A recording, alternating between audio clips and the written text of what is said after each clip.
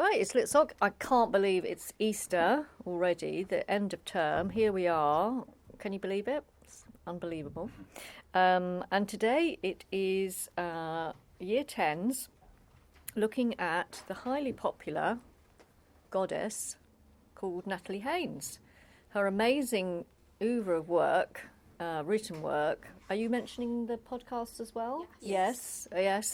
Stand Up for the Classics, which has many series now on Radio 4. Fabulous, really funny. And she's sort of the first really, after Mary Renault, I think, popularising Greek myth and giving a different take on it. So we will look forward to this. And you've actually met her, haven't you? Yes, so we'll hear about that too. So thank you very much, and off we go. Okay. So I'm going to begin. Phoebe's over there. Okay.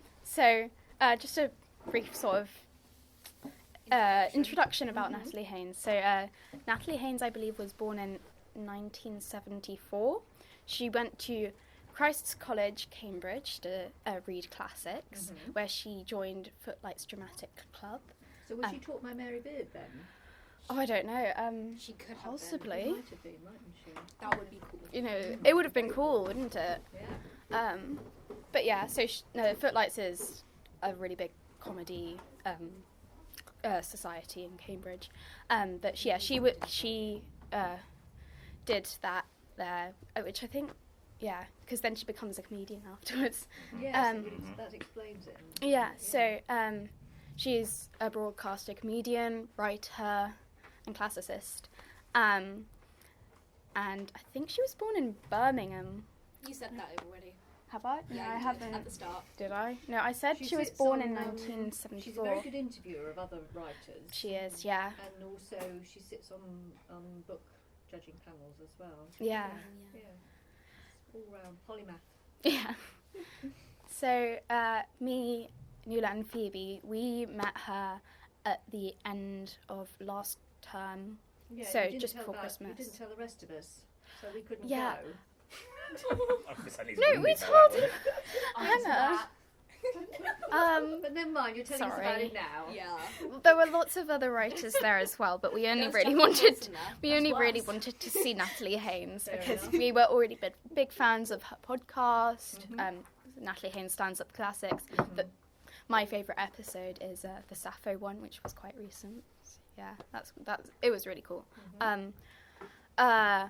So yeah, we got loads of books signed. So I mean, You got some your of them little are on badges here. as well, didn't you? Oh yeah. Which are really good. I Yeah. really sadly lost mine. You lost it? Oh. No, I'm devastated because it was my lucky badge. It's that one. It's Okay. not the other orange one. But my friend Rachel, she's going to fix hers and then give it to me, which was really nice That's of very her. sweet. So this is Phoebe's signed copy of Divine Might. Show us this signature then.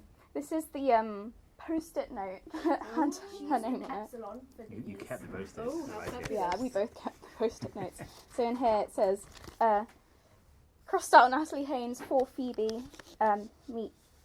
I can't. Best read. wishes? Best wishes. Absolutely. I can't read. I can, obviously. Obviously. Obviously.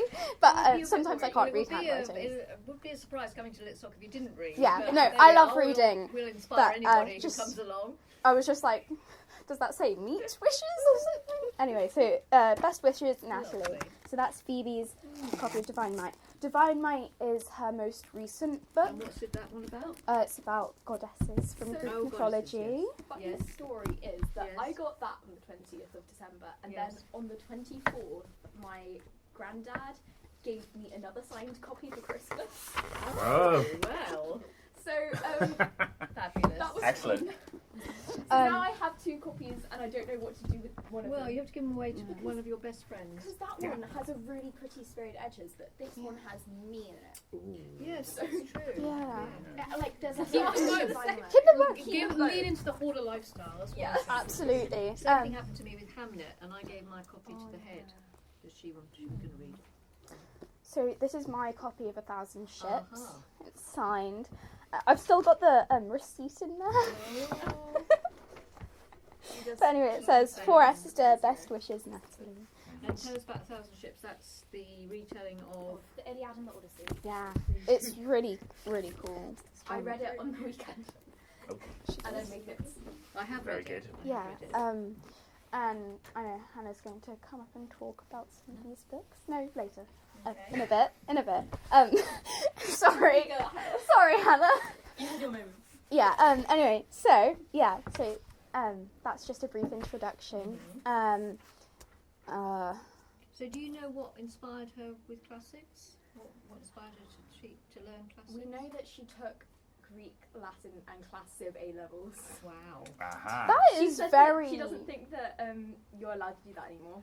No, Um, I can Why? imagine She that's also- probably. She did her dissertation on Medea. That's cool. Wow. But yeah, I imagine you're probably not allowed to do that now because it would really narrow down your pathways. You would only really be able to do classics or something of that I sort. do like all sciences. Do they? Well, yes. Yeah, but science That's is pretty They true. don't see broad. it. They don't Yeah. see it as the same. You could do like Yeah. maybe archaeology or something. You could, but I mean, classics Sadly, we degrees don't do do- lead yeah, she might into have- a lot of She's probably done jobs, courses so on I ancient guess it's history. okay. And even then, archaeology has a big play in science, so probably more Yeah. anthropology. Yeah. Yeah, you could become Classicist. classicist, a Latin teacher. Yeah. A lot of statistics. I'm pretty sure a lot of people who do classics at Cambridge go and Into the like, foreign the office. foreign office / MI6 and MI5. Yeah, because that's a classic way of getting Yeah. in. Yeah. Is it? Yeah. Yeah. It is. It's No. pretty cool. Guys. Cambridge is Yeah, the that's what I said earlier. Cambridge is where they get all. It's the recruitment ground. Oh, well, I hate to break it to you guys, I'm actually already taking those A levels, so again, CIA tomorrow. will No, not be- not the CIA. No, What- no, what no. A-levels are you Hideous taking? organisation. MI6 fair enough. What? You must be a spy. What A I've levels actually, are no, you I've actually taking? already taken those A levels, thank you. Yeah. Decided. You know, my Locked friend in. took her A levels in 2003. She was born in 2008. What? What? Say Well, it There again. was a joke between me It's and a- Oh, wow. Anya. Oh. Okay. It's a joke between her Alright, well, moving on and our then. friend. Friend joke for spies, Yeah. obviously. Right. A okay, joke with moving someone on. who's not even here. Yeah. Sure. Okay, anyway. You can read us a bit, or what are you going yeah. to do now? Let's read a bit of 1,000 Ships. Yes. Oh, should I? Would you want to? She I wants to have a talk little about bit it. of stuff. Yeah, come on then. Okay. Come and I talk spent to my us. Now this previous is Stevie CV doing. talking Okay, I did not read Esther's copy. I read the school's copy because I forgot about Esther having one. How did you forget? You were there, weren't you? Yeah, that's the worst bit. Okay. So yeah, it's the retelling of the Iliad and the Odyssey. Yes. But like From the whose point of view? the women of who All were of the affected women? by I can't all, pretty remember. much all of the Odysseus? women. So it includes like Penelope, Thetis, all of the Trojan women, including Hecuba. Hecuba. In this it says Hecuba, What's but Hecuba to him or he to Hecuba? You Yeah. should weep Does for it her. include Circe? no. But Oh. Penelope Circe writes is- about Circe. Circe, you can read about Circe and Circe by Madeline. Yeah, Madeline Okay, Miller, Circe, yeah. thank you. Highly She's recommended. also a really good writer. It, one of the saddest ones, and personally one of my favourite chapters was Laodamia, because like her husband, went to war and stuff, and she like warned him to like not get off the ship first, and he did, and he was like one of the first to die. Didn't listen, idiot. Yes. And maybe should I spoil what happens or not? No, Well, if we've read the don't Iliad or we know the spoil it. Odyssey, we Yeah. we know. I think don't a we? lot of people know the Everybody Odyssey. in I think everyone But- around the table knows the basics of the Odyssey, Yeah, right? but Yeah. so So- Laodamia ends up Yeah. committing suicide, Oh sadly. dear. Poor woman. Poor woman. Yeah, that is genuine. By the way, my sarcasm is not. Did Natalie Haynes talk about going to Troy or going to Greece or visits there or anything like that? No. No? Oh, well, She did shame. talk about Calliope, though. So Calliope is the muse of epic poetry, and she has several chapters throughout the book, in which the first line of the Iliad, I think, is Wait, I have the have Sing it. Muse. I don't know. Sing, O Muse of Sing, the O rage Muse, of Achilles, yeah. son of Peleus, that brought countless ills upon the Achaeans, which is one of the first lines. I don't know. It's part of the Iliad, but it's references that. Yeah, and then I think it's in the first. So it says, "Sing Muse," he says, and the edge of his voice makes it clear that this is not a request. That's the first line of this book. But Calliope is definitely presented as quite sarcastic, and she definitely thinks herself quite above this poet. She basically wants him to beg for her to tell him the poem and the stories of the women. I also loved Penelope's chapters. Penelope's chapters were great. So they were basically letters to Odysseus. So the first one, she starts as, she says, "My dearest husband," to Odysseus, and then she finishes, "Your loving wife, Penelope." But what's interesting is there's several letters, and as it goes on, so she says, "Your wife Penelope, my husband Odysseus, Penelope," and then finally she says, the last letter to Odysseus, there's another letter afterwards, is Odysseus, and then "Your wife / widow, Penelope." It's so good. And then her final letter is actually to Athena, which is thanking her for bringing Odysseus home, but she talks about how Odysseus isn't really the husband she knew, and is kind of changed by the war. So she's kind of she across all of the letters, you get the feeling that she was very rejected, and she felt that Odysseus wasn't trying to get home to her. So there was one letter where she heard from the poet about his travels to the underworld. And she says, when he first met, he says, blah, blah, blah. "First you ask your mother how she died. Then you ask after the health of your father. Then your son. Then your honour. Then your throne. And then when you had asked about everything else except the dog, you remember to ask after your wife." Which you can see she very much feels like she's just been forgotten, and he doesn't care about her. Like, that was... She was his wife. Yeah. And then the final line of that letter is, "The dog is fine, by the way. Getting older, but aren't we all?" It's just very scathing. I love it. So funny. But yeah, that was a very good part as well. There's several other stories. The Trojan women's stories are very sad. Like, yes, they are. Some of them are sold into slavery. Some of them are sacrificed. Polyxena is sacrificed so that they can go back home to wherever they came from in Greece.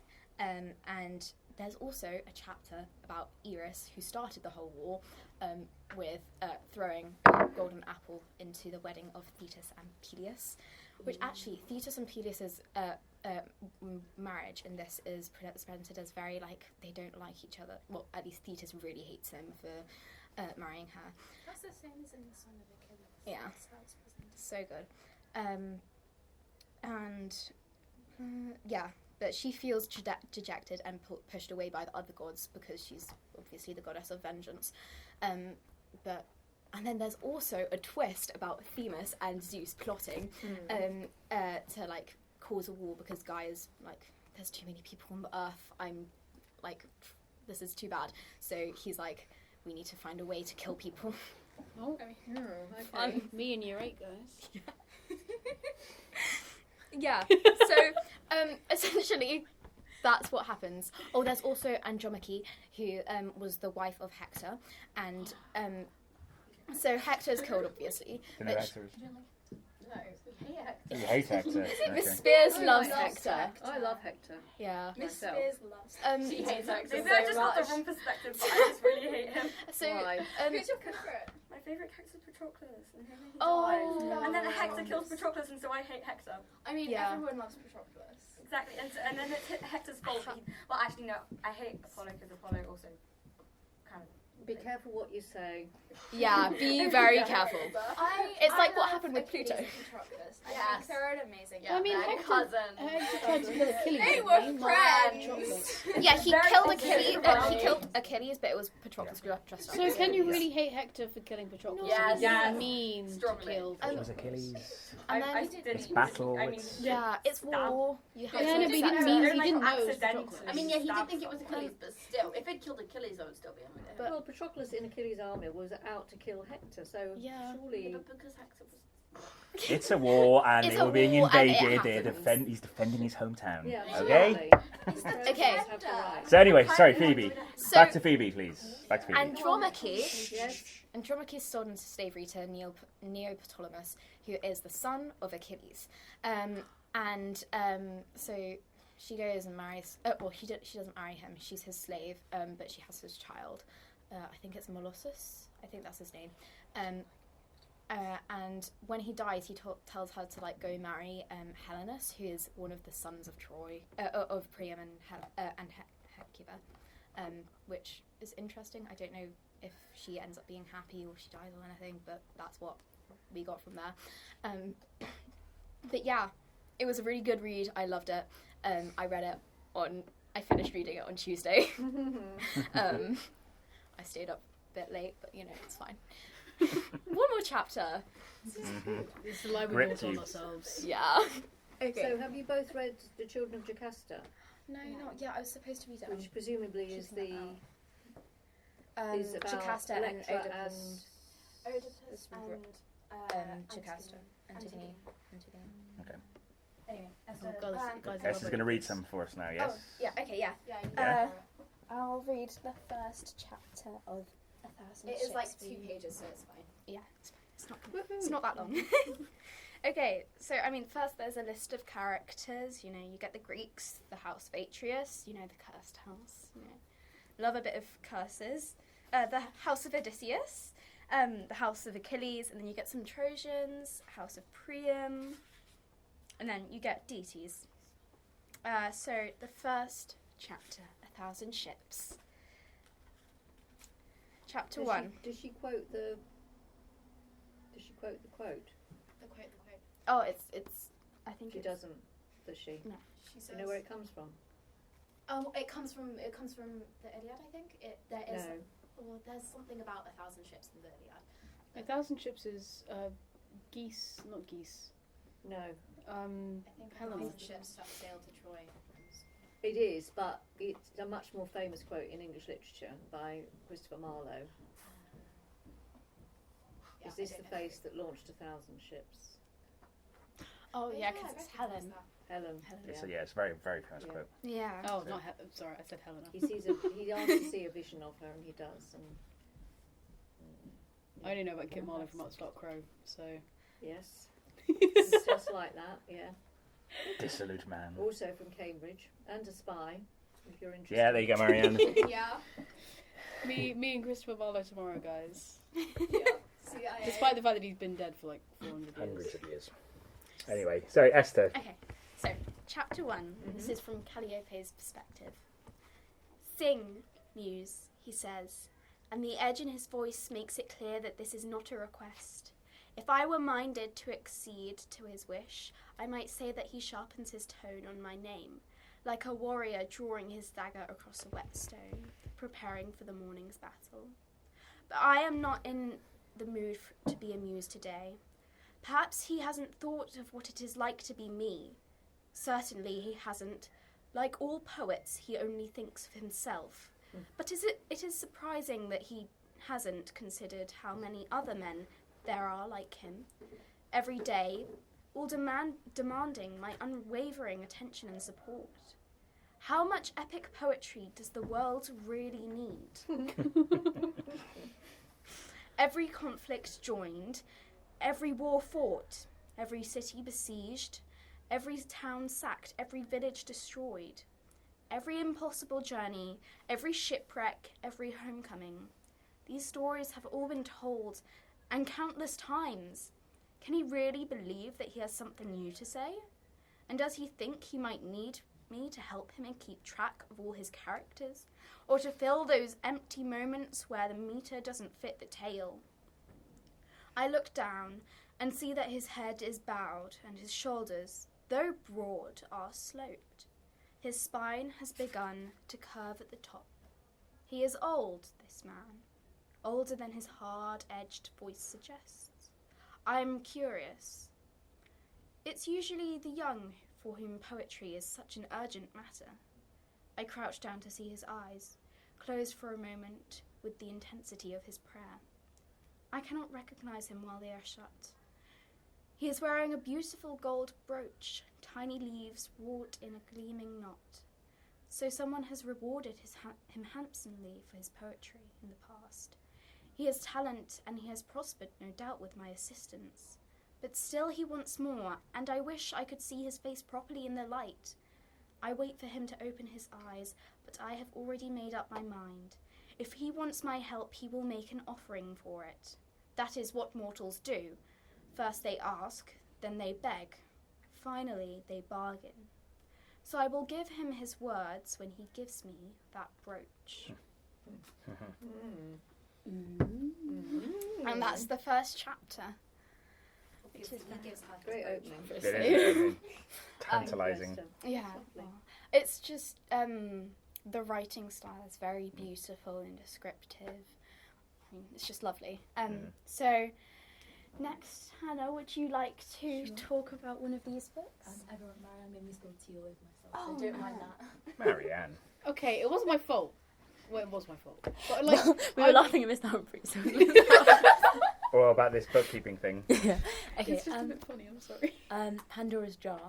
I also got to meet Natalie Haynes and hear her talk about her new book, which was really interesting.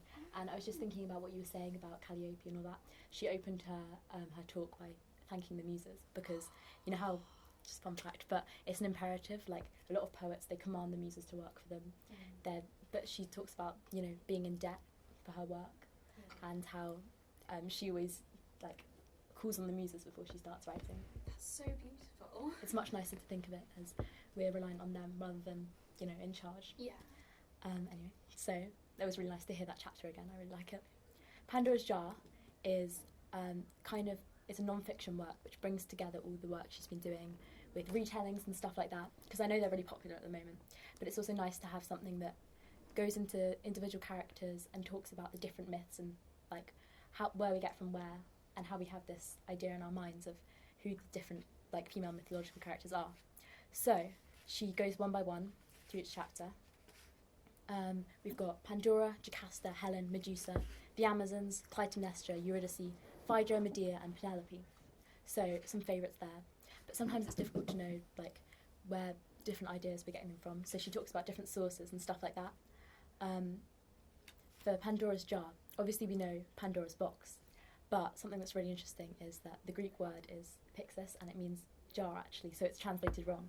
And that's kind of a theme of the book, of how she talks about how a lot of our understandings are like fundamental misunderstandings and mistranslations and stuff like that. We don't really know what's going on.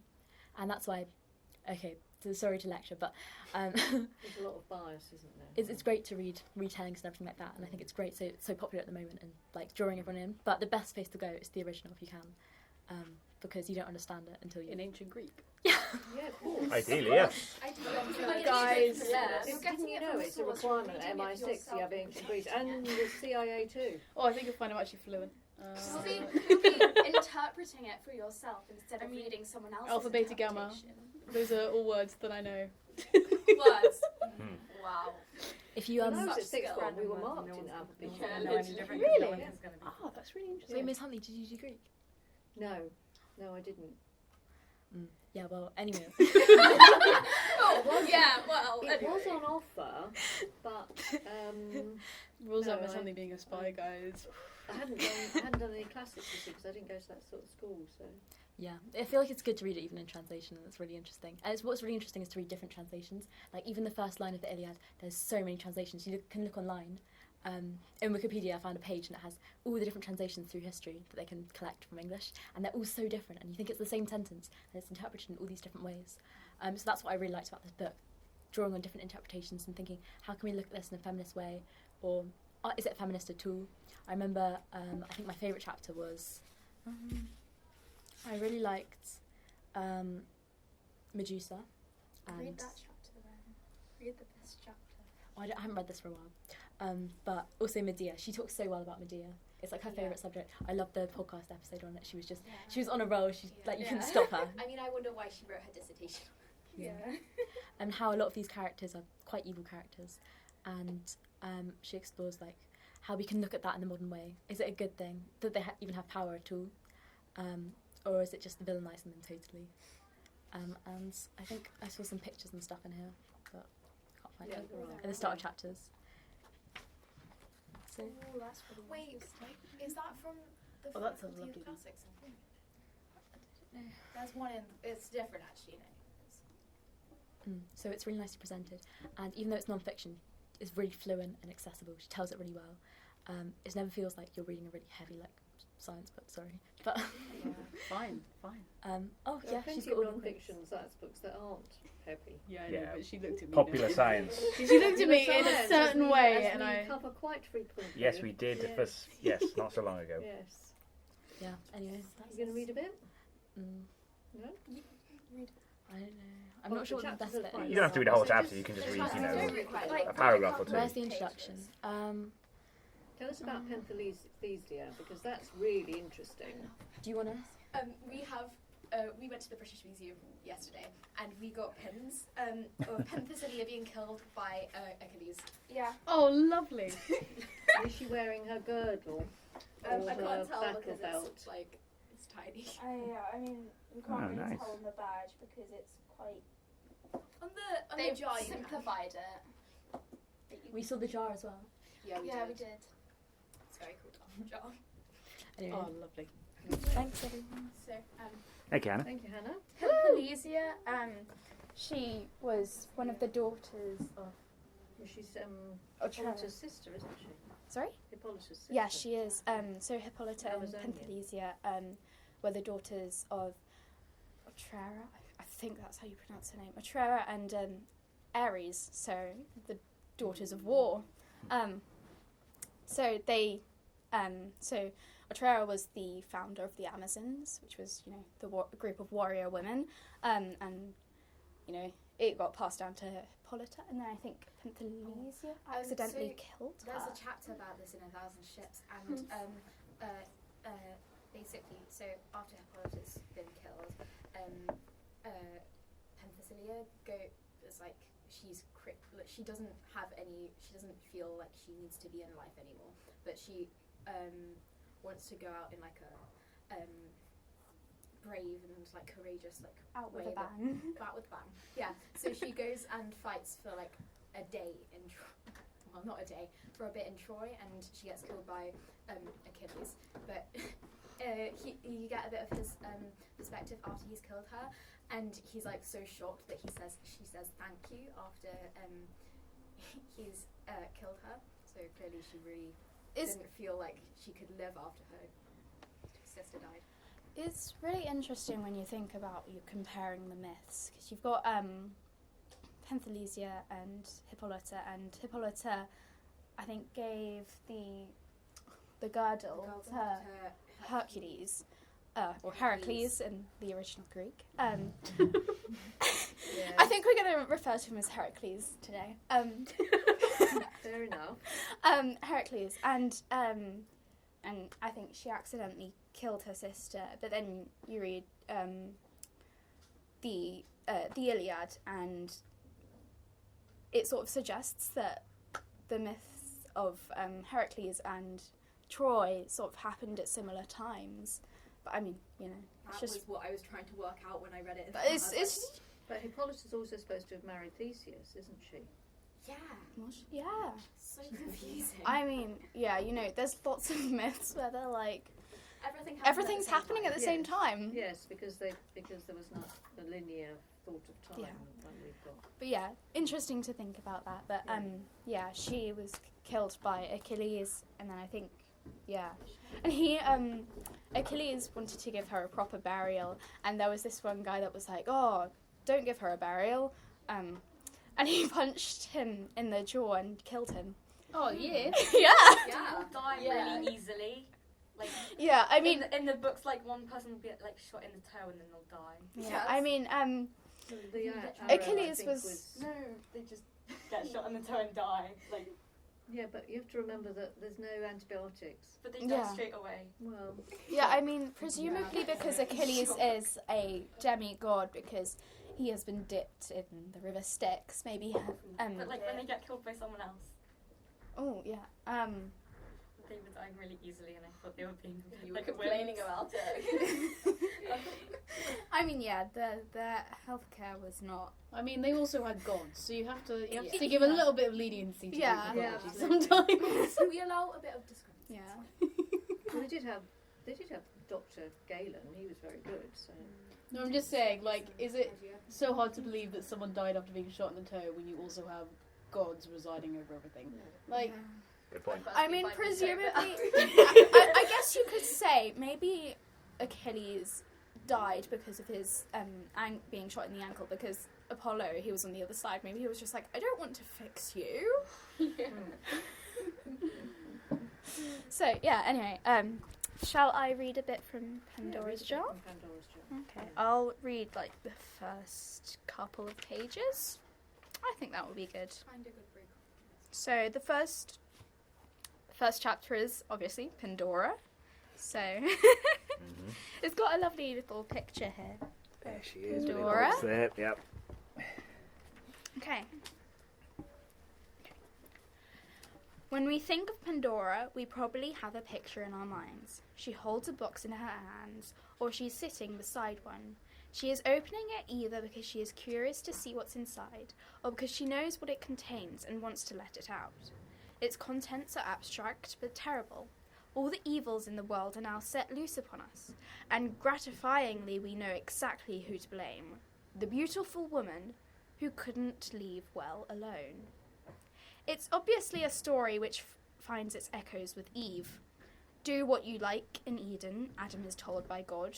Eat from any of the trees, except that one, the tree of knowledge, which is nonetheless placed in easy reach next to this persuasive talking snake. Eve is then created, but God doesn't tell her what she can and can't eat.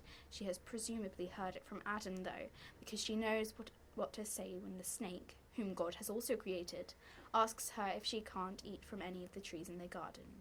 Yes, Eve replies, we can. Just not that one, or we'll die. The knowledge tree, asks the snake. No, you won't die. You'll just be able to tell good from evil, like God. Eve shares the fruit with Adam, who was with her, as the book of Genesis tells her. And the snake is right, they don't die, though Eve is promised agonizing childbirth as her reward for heeding the snake, for whose existence and voice God was entirely responsible. But Pandora has been particularly ill-served by history, even relative to Eve. Eve did at least listen to the snake and eat the thing she'd been told was dangerous. Pandora did not open a box, either from curiosity or malevolence. Indeed, the box doesn't appear in her story until Hesiod's Works and Days was translated into Latin by Erasmus in the 16th century. Erasmus in the 16th century, well over 2 millennia after Hesiod was writing in Greek. Erasmus was looking for a word to convey the Greek pithos, meaning jar. As the classical scholar and translator M.L. West describes, Hesiod meant a ceramic storage jar, a meter or sotul. Greek jars are narrow at the base, broadening out to a wide lip.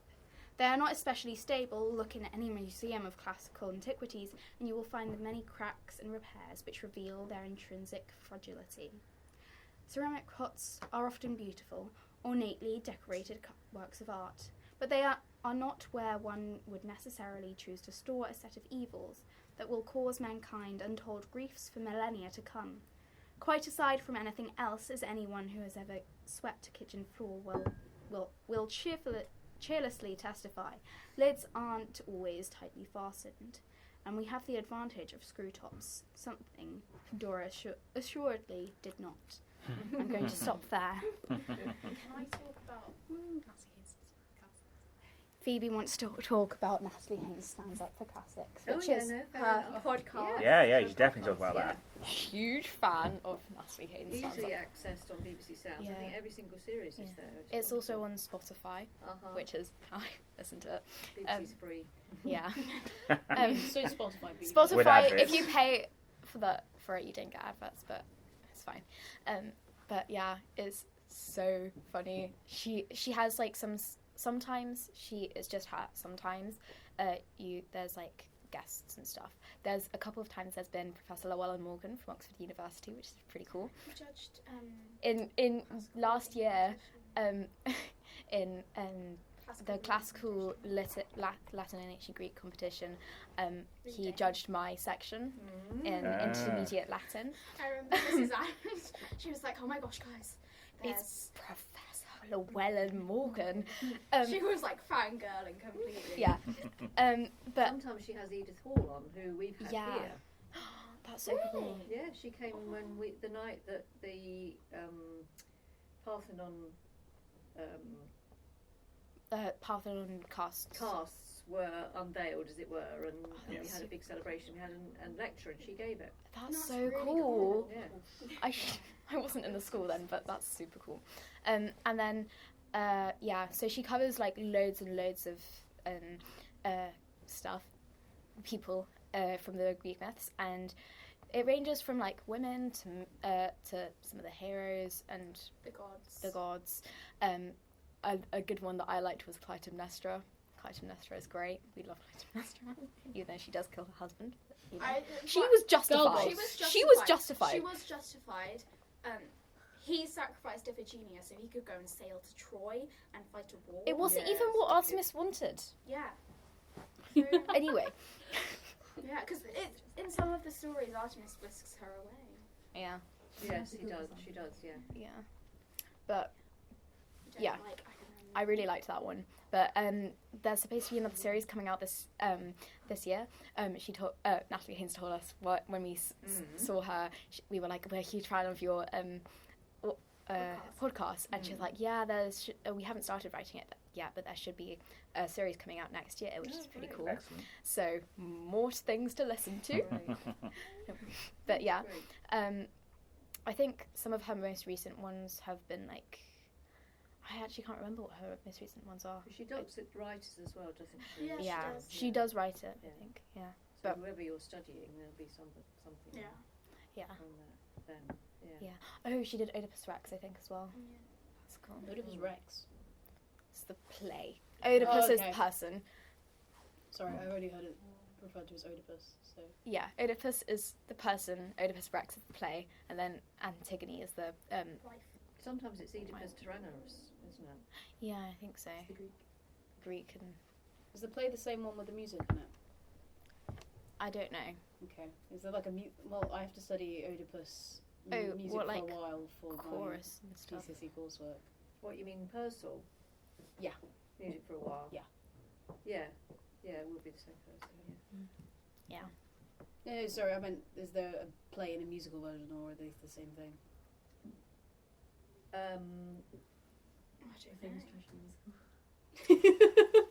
It's a play. It would have had music, and Purcell's put music to it as well. Question answered. You do have some of the podcasts on real people. I think there's one on Virgil. Yeah. But yeah, you do have them on like I think she does poets. one on Cicero, doesn't she? And Yeah. she does. Cicero is a bit full of himself. Just a He had little a bit. horrible fate. Yeah. So But yeah, she does some really interesting ones. Stuff, and she makes it super funny. Like anyone can listen to that with like no prior knowledge. You can listen to it, and it's super funny. Just have a bit of a laugh. Yeah, it is. She's good. recommend listen to it. Anyway, Okay. Okay. Phoebe. Now I think Yes. I'm going to talk about Divine Divine Right. Right. I- So who are the goddesses she looks at then? Are there any unusual ones? So she does the muses, of course. She references the muses quite a bit. Yes. Yeah, she talks about Hera, Aphrodite, Artemis, Demeter, Hestia, Athene, and the Furies. Oh, she does the Furies. Yeah. Interesting. It's really interesting, isn't it? My favourite goddesses are Artemis and Hestia and Athene. So, it's nice. So I'll just, read the blurb that's here in the inside. So, Natalie Haynes, author of best-selling Pandora's Star, returns to the world of Greek myth, and this time she examines the roles of the goddesses. We meet Athene, who sprang fully formed from her father's head, goddess of war and wisdom, guardian of Athens. We run with Artemis, goddess of hunting and protector of young girls, apart from those she decides she wants as a sacrifice. Here is Aphrodite, goddess of sex and desire. There is no deity more determined and able to make you miserable if you annoy her. And then there's the queen of all the Olympian gods, Hera, Zeus's long-suffering wife, whose jealousy with his dalliances with mortals, nymphs, and goddesses leads her to wreak elaborate, vicious revenge on those who have wronged her. We also meet Demeter, goddess of agriculture and mother of the kidnapped Persephone. We sing the immortal song of the Muses, and we warm ourselves with Hestia, goddess of the hearth and sacrificial fire. The Furies carry flames of other kinds, black fires with vengeance for those who incur their wrath. These goddesses have a mighty, revered, and destructive as their male counterparts. Isn't it time we looked beyond the columns of a ruined temple to the awesome power within? I think it's really cool that she's having a look at the goddesses, because very often we focus on the gods, the male gods, and don't look too closely at the goddesses. Yeah, and the male gods are a bunch of wastrels. Yeah, I mean, that's so annoying. Yeah, it's like Zeus always having a... Because Zeus had a child with someone other than Hera. And Zeus is just so annoying. He's like, oh, I'm going to go and cheat on Hera again. Like, I don't think anyone likes Zeus. Why? Why do you want to go and cheat on Hera again? What he did for Prometheus is dreadful. Yeah. That's just, it's unfair. I don't like Zeus. I think he's overrated. Yeah. Massively. I don't think anyone really likes No. Zeus. Yeah. But the Greek... It's looking quite stormy out there. I'll be careful on the way home. Yeah. Yeah. Check the weather before we go. So yeah. So it's good. Yeah, it's really cool. Yeah. So yeah, it's going to be exciting to read, isn't it? Just going to check what time it is. It's Just gone almost 5. time to finish. Well, I've got a Kahoot that I made. Ooh. So Absolutely. Yeah, you do the Kahoot, and I've got something I want to finish with as well. Okay. Oh no, I ripped it. How many questions on it? 10. There you go. It's pretty quick, isn't it, once you get going? As long as you haven't got like 40 questions or anything. Yeah, it's just 10. We should have mentioned everything in here, so it should be fine. What's the pin? It's going to be here. It's not a very big screen, so I'm sorry. You might want to move closer. 101. 2859101. Who's playing? Is it? I made I it. didn't make She it. doesn't know the question. I have no idea what's on there. Okay, but if you do want to move closer, please feel free. Oh my god. I know it's quite a small screen. 9101. I can't read that. Oh, I need to change my...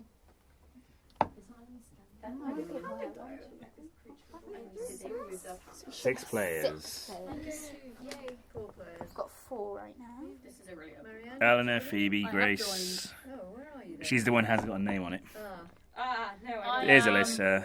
I am is it shark, dinosaur, is it? Dinosaur, Shark, shark, dinosaur. They took rid of the pancake. I know. Oh wait, never mind. This is just Hannah we're waiting for, I think. Oh yeah. Okay, there we go. Yes, we're waiting, don't worry. There you go. Okay, Right, we can start. let's... Oh, you want to choose I'm your gonna- thing? Okay. I'll give I've you a got a moment. monocle, so I look very classy. Oh, classy. Okay, are you ready for me to start? Okay, let's start. So, Show up on our iPads or just in... Oh no. I can see one. okay. Agree. Yes. So, the first question. Where was Natalie born? Where? Oh, Where? wait, I If you were paying attention, you know that. Oh, no. There we go. London, Liverpool. Yes. Birmingham. Everyone got very Birmingham. hard. Okay, so you are Oh, first. guys. Marianne. Yeah. Then it's Hannah, Thank you, it's Phoebe, Grace, Eleanor. I know, I'm tired. Hannah. Okay. I'm tired. Okay. Long way to go. Yeah. Only the Next. first question. True or false? Natalie I don't know is which way also round. a comedian. Is blue always true? Yes. Oh my god, I'm 5th place. I'm on the podium. I'm still apparently, 6th guys. place. Still 6th place. Again, it's, You are it's still in plenty first, of time Marianne. to make It's a, Hannah. to make a comeback. Yes. Okay. That's true. Same points. Yeah, but I'm better because I'm on top. What was the name of her first novel? Oh, I didn't mention this. Oh, Okay. no. I know this one. I don't know. I do. Oh Ah, no, these- it's these- Amber I- Fury. I guessed! I got it right. Sorry, Okay. guys. So Just what what is is that? I'm on the So podium. Phoebe, before we move on, what's Amber Fury about? So Amber Fury is about it sort of merges Greek mythology with the modern day setting. So it's set in the modern day, and it's about this teacher teaching like troubled teens, and it's In Britain? I don't know. Wait, is it? Presumably. Presumably, I don't think she'd write about It like, will be I don't America. think They she writes can't about merge that. it. I know, I don't know. Greece, I don't Greece, know. I Greece. don't know why I said that. Yeah. I don't know. But yeah, it's about Whoa, trouble. whoa, whoa. Her teaching troubled teens, and she's sort of running from. Yeah, she's and Running from You say dead poet society gods? or- Okay, can we go She's next running so from I her can see life. where I am? Oh, okay. Yeah, keep going. Keep moving. okay. Okay, no one Phoebe! appreciates a sore I think winner. I've got to speak, Phoebe. Don't get too excited. Okay. Okay. Where did she read classics? What? Including college. What Yes. did I say? In the college. So Magdalen College, Oxford Magdalen. University. Magdalen. Morden, sorry. Never mind. But it's Christ- Everyone got in there anyway. Yeah. I think people So- can see it, so. Christ College, I can Cambridge see it. University. Yeah, my eyes are trash and I need to get new Whoa, glasses. no, no, no. Phoebe's on top now, then it's Hannah, then it's Move a Marianne. bit closer if you want to. Okay. She wasn't part of Footlights, true or false? Footlights is the Comedian club. Yeah. yeah. So that's false. She Hannah. was It's basically reading the question. she was a part of Footlights. Clive Anderson and Stephen Fry. Yeah. And Rowan Atkinson. Yeah. Yeah. Michael Palin. What is the name of her podcast? Ah. Natalie Haynes stands up for comedy with great pleasure. The professionals. Oh. Same, Grace, I did the Grace, comedy. you've got an itchy trigger finger there. You need to read Oh, it. Yeah, make sure you're reading the options. Question 7. What is her most Oh, recent wait, book? I know this one. Divine Love. Dude! You just said the answer. Apologies, guys. Apologies. Divine. Actually, that's a very clever pun, isn't it? Yeah, very good, yeah. I'm still Is first. it irony? Well, I No, I suppose was just suppose bringing it that up is because to you're that always, too, yeah. like, Yeah. It is. irony! 3 questions left. What was her book, A Thousand Ships, about? I couldn't I don't know. I mean, the you Truth all and got it War right. bit I read wrong. And then I had to read it again. Yeah, the Persian War, guys. It's all about It's all about Persian. I don't even know what the Persian War is, so I wouldn't know. Languishing in safe planet. It was another big war. Oh, Hannah, you not even on the... Oh, God. This is a multi-select. What was The Children of Jocasta about? No idea. idea. No idea. Oh, okay. There you go. I'm gonna go for a guess and say the Children of Truth. It's a multi-select. I haven't... How many select? 2. Oh, I did too. I did too. But it's Hang on, I not- think I did it Oh, wrong. right, I have to press submit. Whoops. Wait, I got it right. Yay! Oh, thank you, Yes. Natalie. I better still be first. Okay, as long as I didn't press submit Phoebe- though. That was Phoebe- good. Phoebe's I'm still in first, Marianne is Alyssa, second, 3 and in a row. Alyssa is Come third. Yes, this is coming up. Last 10. question. Question 10. Amber Fury was about the Furies. True or false? Could be. Ah. Yeah, It's false. I see what Yay. you're doing. It's so in Again, front of me bit at of the start, I tricksiness didn't there. like this. So, the podium. That's you. Ta-da! It is you. Hooray. So good job. Guys, Get I out came there. fourth. Thank Come you so back. much. Thank you. Hooray! Man. Da-da-da-da. Should we have let Phoebe we take part in this? Probably not. Yeah, Runners up. Great. does that really matter? Well Good done. job, Good everyone. Quiz. Good quiz. Okay, Good quiz. I will. Oh, I there will. she is. Neela, you wanna- better you wanna- be watching this. Okay, Get the I am going to shit. thank you very much, Esther and Phoebe. That was really interesting. Yeah, it was great. And Thank you. a fabulous fan, Litsoc. Thank you. I haven't talked about this book for a very long time, but it's one of my favourites, and it wasn't until I'd read it twice I suddenly realised what was going on. The Time Traveller's Wife is about Claire and Henry. And Henry has this genetic feature where he jumps in time. Is that a movie? Yes, Yeah, it's a movie I've and seen it's a that. musical Yeah. as well. Oh, I love that movie.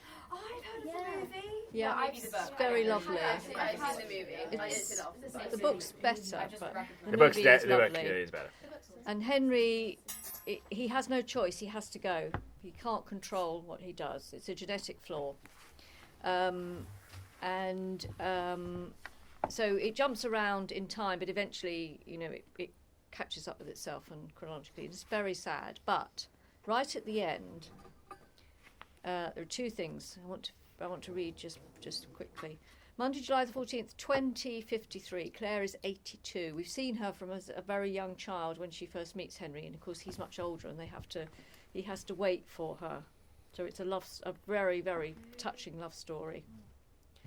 Claire, this morning everything is clean. The storm has left branches strewn around the yard, which I will presently go out and pick up. All the beach's sand has been redistributed and laid down fresh in an even blanket pocked with impressions of rain, and the daylilies bend and glisten in the white 7 a.m. light. I sit at the dining room table with a cup of tea, looking at the water, listening, waiting. It's very important that you pick up on the water and the beach. Today is not much different from all the other days. I get up at dawn, put on slacks and a sweater, brush my hair, make toast and tea, and sit looking at the lake, wondering if he will come today. It's not much different from the many other times he was gone, and I waited, except that this time I have instructions. This time I know Henry will come eventually.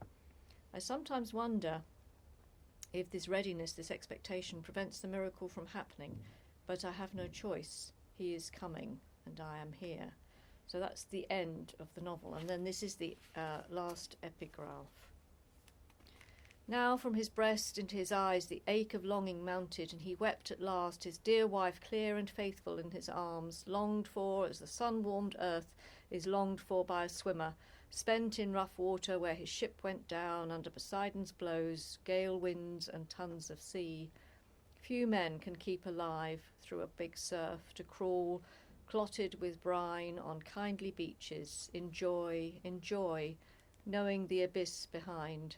And she too rejoiced, her gaze upon her husband, her white arms round him, pressed as though forever. And that's from the translation. Anybody guess it? Iliad, Odyssey. Which one? I would have said The Odyssey. Odyssey. Yeah. By Robert Fitzgerald, which I really love as a translation, and effectively that's what Time Traveller's Wife is. It's a retelling of the Odyssey, because Claire has to wait, and Henry travels and meets all sorts of other people. It's very beautiful. I highly recommend it. And thank you so much. Thank you guys.